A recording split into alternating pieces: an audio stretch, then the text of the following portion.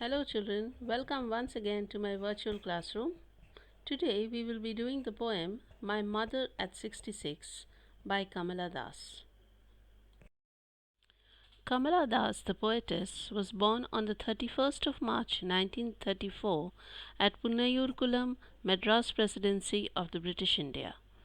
She breathed her last on the 31st of May 2009 at the age of 75 at Pune, Maharashtra. Her pen name was Madhavi Kutti. She was a poet, a novelist, a short story writer.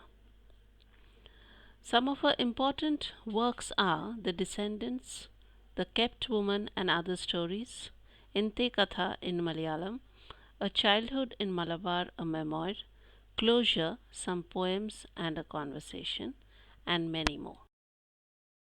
The poet Kamala Das also wrote by her pen name of Madhavi Kutti. She was one of India's first poets.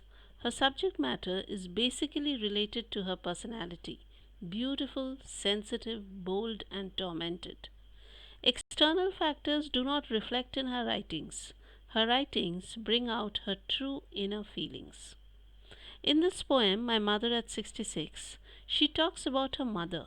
This poem is based on a mother daughter relationship. In the poem, the poet shares her feelings for her aging mother. Let's recite the poem. My Mother at 66. Driving from my parents' home to Cochin last Friday morning, I saw my mother beside me, dozed, open mouthed, her face ashen like that of a corpse, and realized with pain that she was as old as she looked, but soon put that thought away and looked out at young trees sprinting, the merry children spilling out of their homes.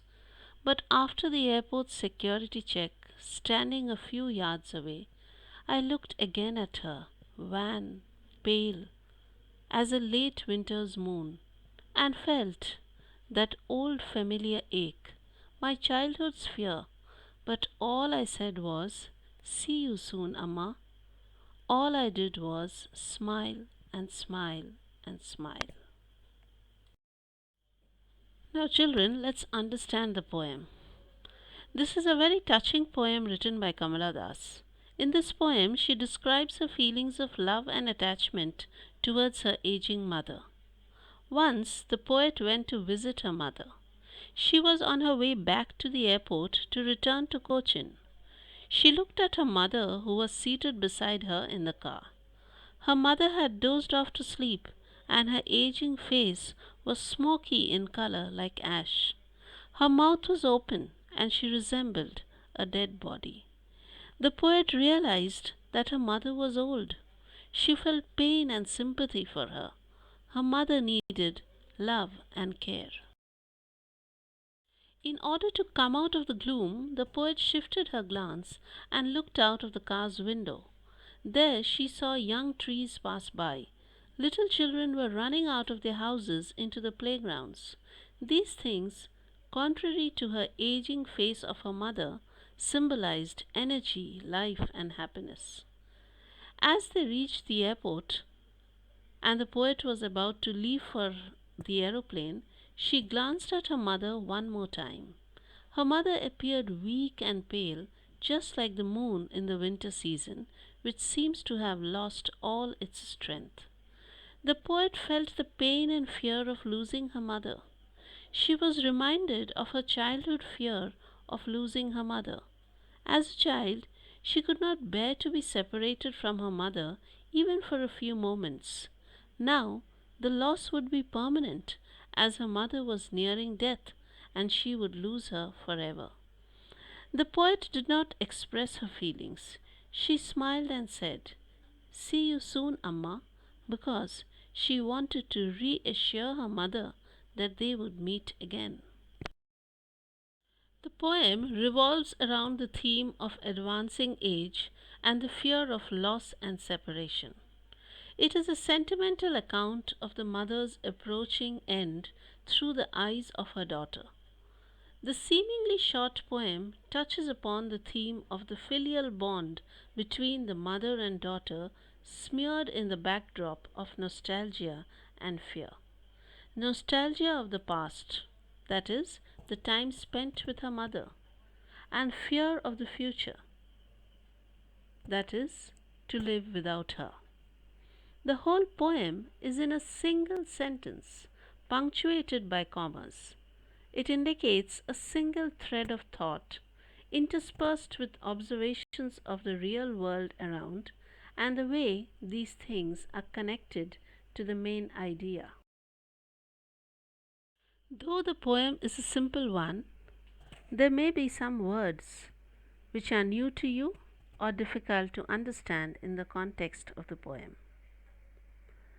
Doze, a short light sleep. Ashen, very pale like ash. Corpse, a dead body. Sprinting, here in the poem it means shooting out of the ground. Spilling, in the poem it means to move out in great numbers. Wan, unnaturally pale, as from physical or emotional distress. Ache, pain. Let us once again see the poem at a glance. The poet is driving from her parents' home to Cochin by car. Her mother, by her side, was sleeping, open mouthed, very pale, colourless, and frail like a dead body, indicating that her end was near. The poet looks at her and feels intense pain and agony to realize that soon death will cast her mother from her. She tries to divert her mind, looks outside at the young trees and happy children bursting out of their homes in a playful mood, which presents a contrasting image. After the security check at the airport, she looked again at her mother's face, pale and cold. She felt a familiar ache, as she calls it, my childhood fear. The poet has always had a very intimate and close relationship with her mother, and she has always felt the fear of being separated from her mother, hence, it is a familiar feeling.